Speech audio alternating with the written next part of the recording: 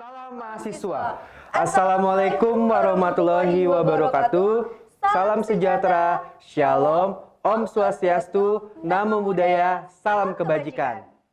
Hai, perkenalkan, saya Rama dari Vega Pertama, mahasiswa Sistem Informasi Angkatan 2018, selaku Ketua Pelaksana Prima 2020 dan anggota Badan Eksekutif Mahasiswa Kementerian Kajian dan Strategi.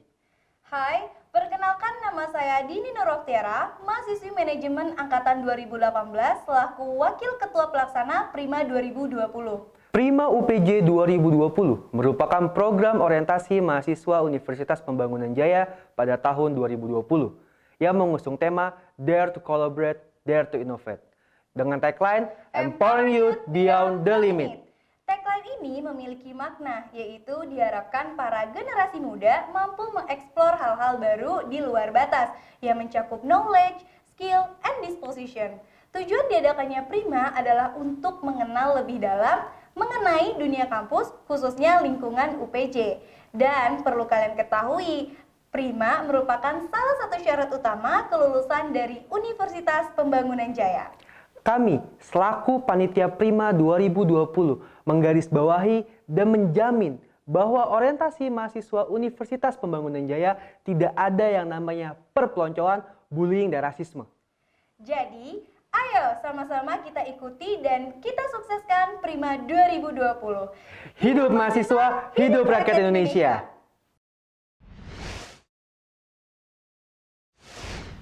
Salam mahasiswa. Assalamualaikum warahmatullahi wabarakatuh. Shalom, Om Swastiastu. Namo Buddhaya, Salam kebajikan. Perkenalkan, nama saya Nadira Siti Nur Fajrina dari Program Studi Arsitektur Angkatan 2017 selaku Presiden Mahasiswa Universitas Pembangunan Jaya. Perkenalkan, nama saya Santos Ferdinand Tambunan dari Program Studi Akuntansi Angkatan 2017. Saya selaku Wakil Presiden Mahasiswa Universitas Pembangunan Jaya. Hai teman-teman mahasiswa semuanya, semoga meskipun kalian di rumah, kalian tetap dalam kondisi yang sehat dan juga semangat ya. Nah, saat ini kalian tengah ada di suatu program yaitu Prima. Prima itu sendiri adalah program orientasi mahasiswa. Dan tahun ini kami mengusung tema yaitu Dare to Collaborate, Dare to Innovate. Harapannya dengan Dare to Collaborate adalah kami akan menumbuhkan jiwa pemberani untuk berkolaborasi dengan teman-teman sekitar kalian. Sedangkan untuk Dare to Innovate adalah kami ingin menumbuhkan sifat-sifat pemberani dari kalian untuk memunculkan suatu ide yang inovasi dan juga solutif. Pada tahun ini, Prima dipegang oleh BEM. BEM itu apa sih teman-teman? BEM itu adalah Badan Eksekutif Mahasiswa, merupakan lembaga eksekutif tertinggi di Universitas Pembangunan Jaya. Dan fungsi BEM itu apa sih teman-teman? Fungsi BEM itu sendiri adalah mengkoordinasi kepada para UKM dan himpunan mahasiswa untuk menselaraskan serta membuat hubungan harmonis kepada seluruh mahasiswa dan lembaga kemahasiswaan lainnya. Nah, kita bakal kasih kalian 4 alasan kenapa kalian harus berperan aktif di organisasi ataupun komunitas di Universitas Pembangunan Jaya. Yang pertama, yaitu adalah kalian dapat menumbuhkan sifat empati kalian dan kepedulian kalian terhadap sesama. Hal ini kemudian akan meningkatkan kepekaan kalian terhadap sesama teman ataupun rekan kerja lainnya. Yang kedua adalah menumbuhkan jiwa kepemimpinan. Antara lain adalah inovasi, kreatif, dan berkolaboratif. Ketiga ini sangat bermanfaat teman-teman buat kita sendiri maupun ketika kita di dunia pekerjaan.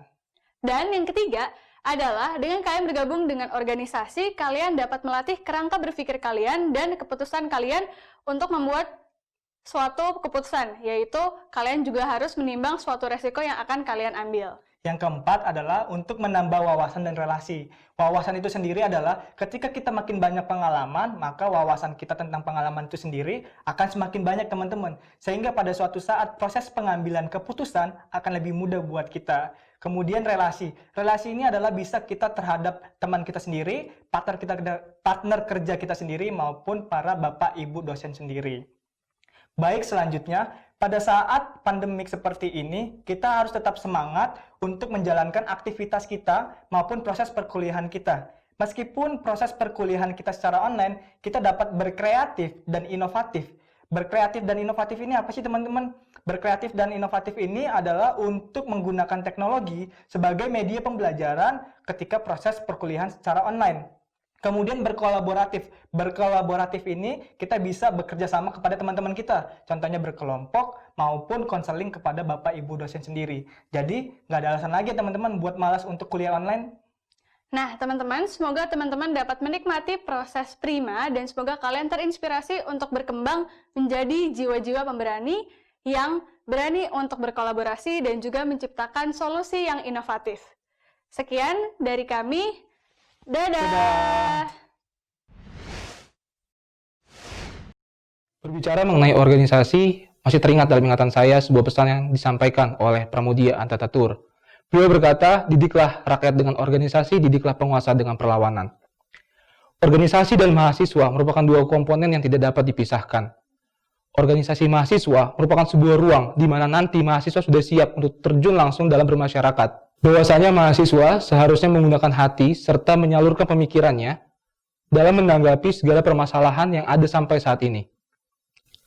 Kita melihat situasi saat ini, betapa nyamannya teman-teman semua sudah dapat menduduki bangku perkuliahan. Karena sekitar 13 juta anak di Indonesia sampai saat ini belum dapat menikmati bangku pendidikan dikarenakan mahalnya biaya pendidikan di negara ini.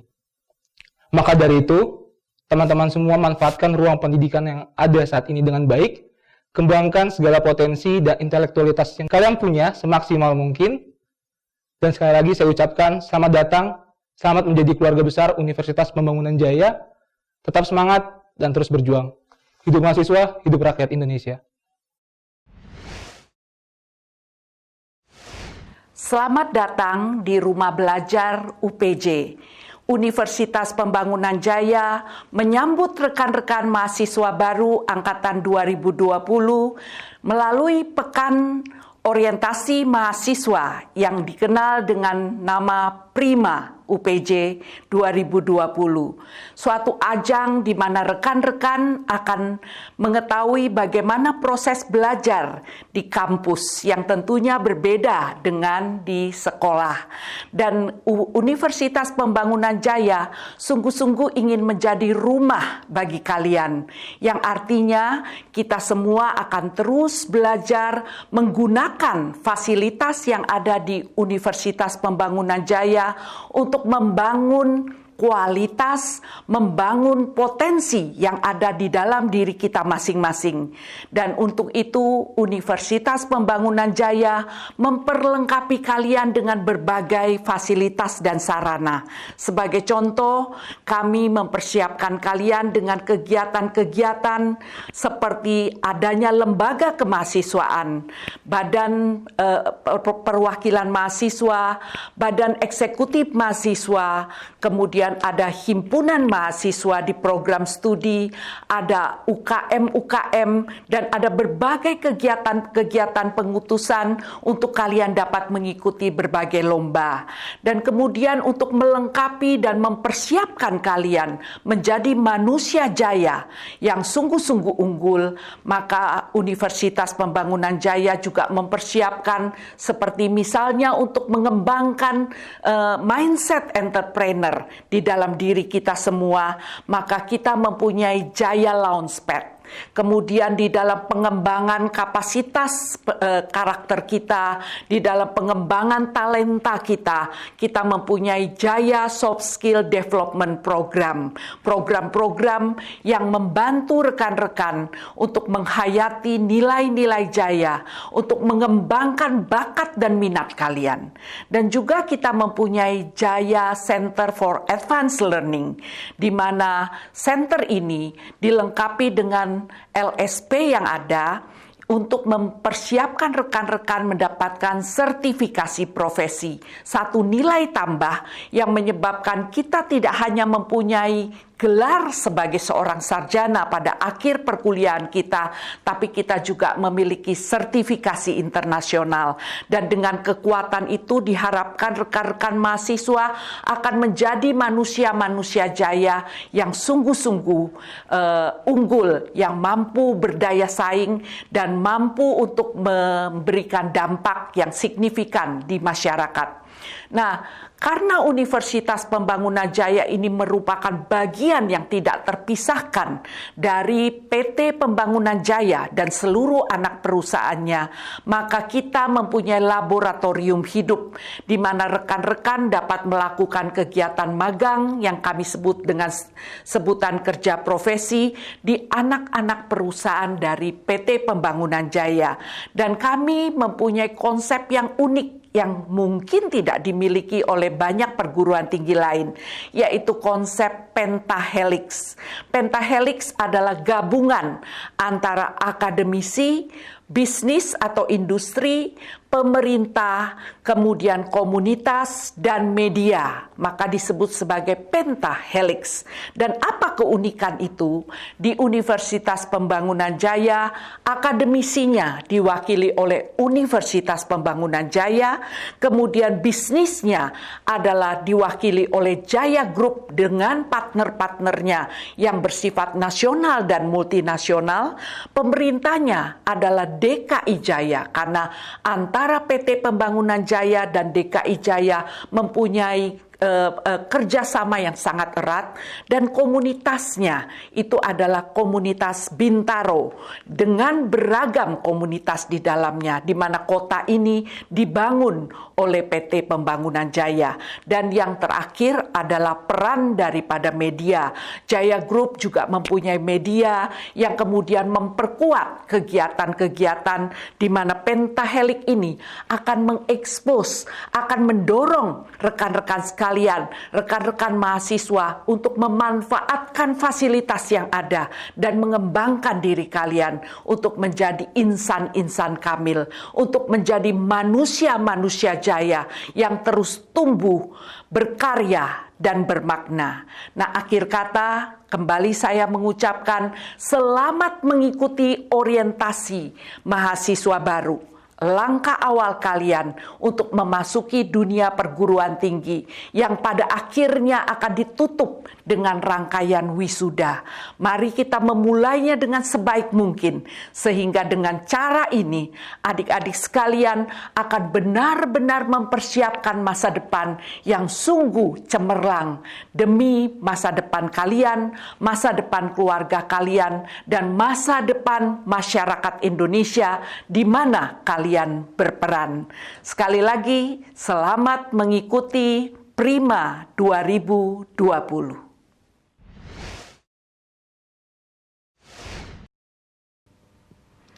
Rekan-rekan mahasiswa baru yang saya kasihi, selamat memasuki dunia perguruan tinggi. Selamat datang di Rumah Belajar Universitas Pembangunan Jaya. Saya ingin mengawalinya dengan kalimat, "The content of your character is your choice." Artinya bahwa sebenarnya siapa kita hari ini ditentukan oleh apa yang kita kerjakan berulang-ulang di masa lalu. Kita bisa sukses, kita bisa gagal. Hari ini seperti apa? Sebenarnya itu adalah kedisiplinan kita pada hari-hari yang lalu. Lantas kegiatan Prima ini saya ingin mengambil satu ilustrasi yang menarik. Saya mengambil data yang dikeluarkan oleh sebuah negara maju dan mengatakan atau memetakan bahwa dari profil 100 orang yang usianya sudah 65 tahun, itu ternyata hanya 1 orang yang sukses. Hanya 4 orang yang berkecukupan. Artinya hanya 5% yang berada pada ranah sukses. Sukses itu definisinya macam-macam ya. Tetapi kita melihat atau kita membuat satu perbedaan kontras antara yang sukses dan yang kurang sukses. Dan yang kurang sukses ini di negara yang maju, di negara adikuasa, itu jumlahnya 95%. Artinya apa? Untuk menjadi orang yang berprestasi, untuk menjadi orang yang sukses, kita tidak bisa sekedar menjadi ordinary people. Kita harus menjadi extraordinary. Kita harus membayar harga. Dan tentunya itu tidak mudah. Nah, kita bisa belajar pada sejarah. Mengingat ini adalah bulan Agustus dan sebentar lagi kita sudah menikmati dan menghayati makna daripada Hari Kemerdekaan Republik Indonesia. Tahukah adik-adik bahwa pada tanggal 17 Agustus 1945 Indonesia yang telah merdeka itu, pada 2 hari sebelumnya, itu yaitu tanggal 15 Agustus 1945, Korea juga merdeka, Korea Selatan. Nah, tapi perbedaan kontras antara Indonesia dan Korea Selatan ini, kalau secara negara, itu tergantung pada pendapatan domestik brutonya. PDB daripada Indonesia itu hanya di angka 3.800-an. Sementara PDB daripada Korea Selatan adalah 33.000, 8,6 kali lipat. Nah, artinya apa? Indonesia punya sumber daya alam yang sangat luas, sumber daya manusia yang sangat banyak, dan Korea adalah negara yang kecil. Tapi kemajuan negara ternyata tidak ditentukan oleh jumlah penduduknya, luas wilayah atau kelimpahan sumber daya alamnya. Tapi kemajuan suatu negara ditentukan oleh kualitas sumber daya manusianya. Jadi rekan-rekan, hukum alam menentukan bahwa kalau kita lihat dalam gambar ini ilustrasi tentang rimba belantara. Pada waktu pagi hari matahari terbit, maka seekor kijang dan macan atau singa, misalnya rusa dan singa, mereka semua harus bekerja. Caranya adalah apa? Tentunya rusa harus berlari sekuat mungkin kalau dia ingin tetap hidup, tidak dimangsa oleh singa.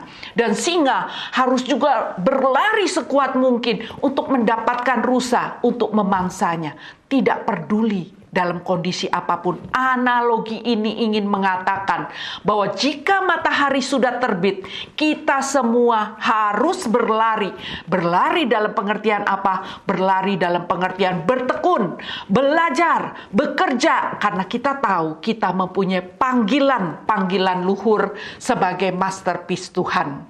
Dan kalau kita pelajari tentang rahasia orang-orang yang sukses, kita tahu siapapun orang sukses itu, mereka mempunyai rahasia bahwa mereka tidak bisa mengeluh, mereka tidak boleh menyalahkan. Misalnya mereka menyalahkan fisik mereka. Kita tahu ada Helen Keller yang bisu, yang tuli, atau orang-orang yang mungkin cacat, Napoleon Bonaparte yang badannya kecil tetapi mampu keluar menjadi orang-orang yang sukses. Usia tidak menjadi jaminan, intelektualitas tidak menjadi jaminan. Kita tahu Thomas Alva Edison itu dianggap tidak mampu untuk sekolah sehingga dia harus homeschooling, tapi Thomas Alva Edison menjadi sukses.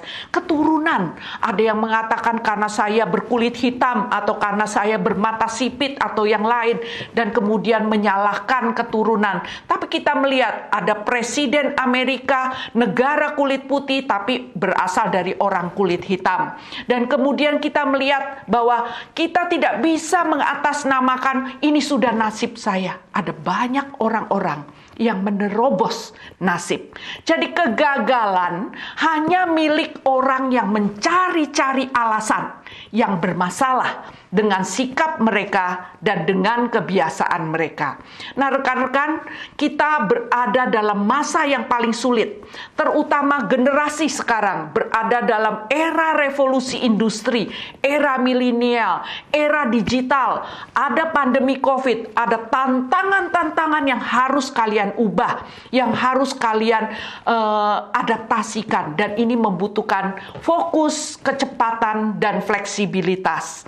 Nah, rekan-rekan, tuntutan daripada dunia industri, tuntutan masyarakat kepada kita yang sedang mempersiapkan masa depan kita adalah pada sikap kita. Mereka meminta sesuatu yang kalau di data itu disebut complex problem solver, critical thinking, kreativitas. Semua itu adalah pada sikap dan kebiasaan kita, tidak cuma pada pengetahuan dan keterampilan kita. Dan kita tahu memang perpaduan antara sikap, keterampilan, dan pengetahuan ini membantu kita untuk kita mampu beradaptasi dan sukses di masyarakat. Nah, paradok yang saya ingin munculkan adalah dalam banyak kasus, rekan-rekan, kita investasi mulai dari TK, bahkan mulai dalam kandungan. Orang tua kita berinvestasi dengan memberi kita gizi yang cukup, kemudian kita bertumbuh, kita masuk sekolah, mulai dari taman kanak-kanak sampai perguruan tinggi. Kita keluarkan banyak uang, energi, cucuran air mata untuk mendapatkan pengetahuan, untuk mendapatkan keterampilan. Tapi jangan lupa, pengetahuan dan keterampilan itu tidak menjadi penentu kesuksesan kita. Kalau kita pelajari dengan baik kegagalan individu, siapapun itu yang masuk penjara karena korupsi, yang kemudian ada di jalan-jalan menjadi pengemis misalnya, mereka gagal dari aspek attitude dan habit. Jadi orang gagal di dalam organisasi, di dalam pekerjaan, di dalam studi mereka, bukan karena mereka tidak pintar. Mereka rata-rata kalau sudah mampu sampai lulus SMA, artinya mereka punya IQ yang cukup. Mereka bisa menggunakan IQ itu kemudian menjadi pengetahuan dan keterampilan. Tapi tanpa attitude yang baik, tanpa kebiasaan yang baik, maka sukses itu akan jauh dari kita. Nah, visi daripada UPJ itu adalah ingin menjadi universitas yang unggul, khususnya di dalam kajian urban dan dalam membentuk kalian, manusia-manusia jaya. Manusia jaya yang seperti apa? Sebagai pembelajar seumur hidup, yang bermartabat, yang berwawasan luas, berdaya saing tinggi, peduli lingkungan, dan pelopor kesejahteraan. Jadi harus menjadi man behind the gun. Artinya apa? Pada saat kita dalam kondisi sulit, kita adalah man behind the gun, gunnya atau senjatanya. Bisa saja kalau masa sulit, kalau kita ibaratkan petani, mungkin kita cuma dapat cangkul. Kita tidak dapat traktor yang mewah, yang serba otomatis. Kita hanya mengerjakan cangkul. Tapi semuanya bukan pada alatnya, bukan pada cangkul atau traktor, tapi pada siapa orang di belakang cangkul dan traktor itu yang mengendalikan cangkul dan traktor itu, yang membuat lahan yang ada itu menjadi berbuah, bertumbuh subur, misalnya seperti itu. Penentunya adalah orang. Ya, kami di Universitas Pembangunan Jaya, kami menjadikan UPJ ini sebagai rumah belajar bagi kalian. Jadi kami memberikan fasilitas, ada beasiswa dari berbagai sumber. Kemudian ada unit-unit kerja yang strategis, seperti ada Jaya Launchpad untuk mengembangkan spirit entrepreneurship kalian. Kemudian ada Jaya Soft Skill Development Program untuk mengembangkan capacity building kalian, untuk membuat kalian menghayati nilai-nilai Jaya, untuk membuat kalian lebih aktif, lebih terampil, begitu.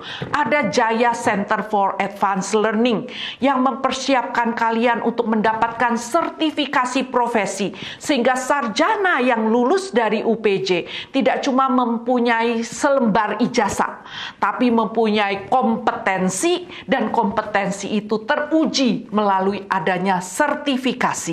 Nah, kemudian kami juga mengekspos kalian dengan Pentahelix, yaitu koordinasi atau gabungan antara UPJ dengan perusahaan Jaya Group dan anak-anak perusahaannya, dengan program-program Pemprov DKI, dengan komunitas Bintaro, dan adanya media. Perpaduan ini menyebabkan kalian punya laboratorium hidup yang sangat mumpuni kalau kalian mau menggunakannya dengan sebaik mungkin. Nah, pada akhirnya rekan-rekan, sebenarnya kita itu menghadapi respon yang beragam. Jadi saya mengatakan itu seperti rumusan di sini di slide, yaitu yaitu E. E itu adalah event ya. Event itu adalah peristiwa. Ada pandemi, orang tua tiba-tiba PHK, ada kondisi kesehatan yang mengganggu. Itu adalah satu peristiwa yang tidak bisa kita ubah. Tapi penentu perubahannya untuk menentukan outcome itu adalah respon kita. Respon kita ditentukan oleh bagaimana kita punya pemikiran, bagaimana kita punya persepsi, dan bagaimana kita menentukan kebiasaan-kebiasaan kita.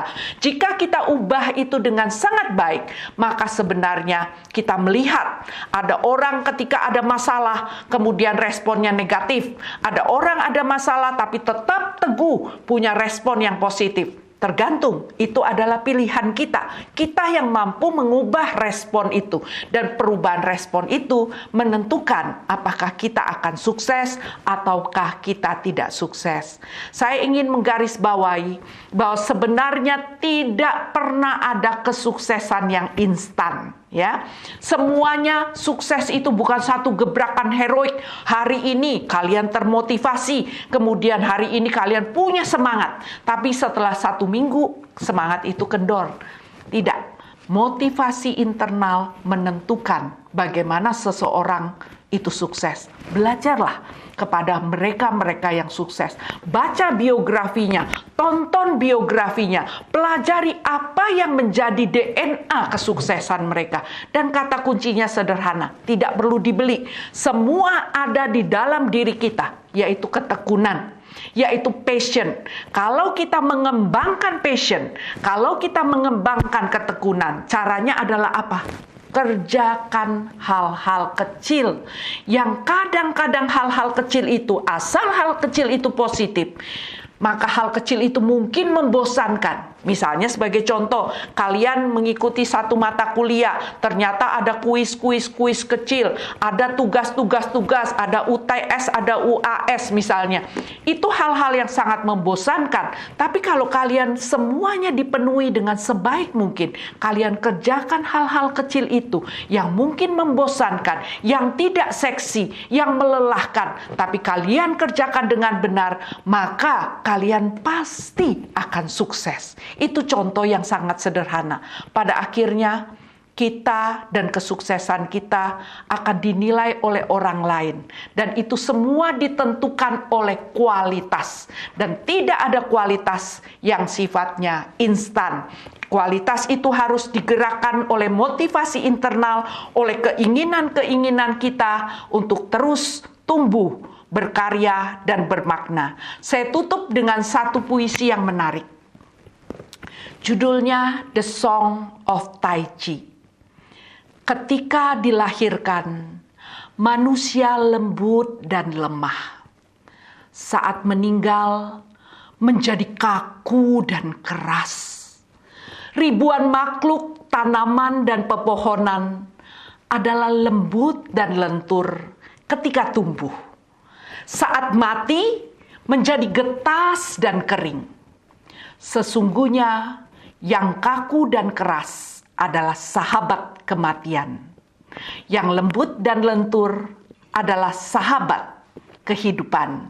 Semoga kita semua menjadi bukan lagi robot-robot, tetapi kita adalah orang-orang, manusia-manusia, masterpiece Tuhan yang fleksibel, yang lincah beradaptasi, yang peka, yang akan membentuk Indonesia yang semakin jaya.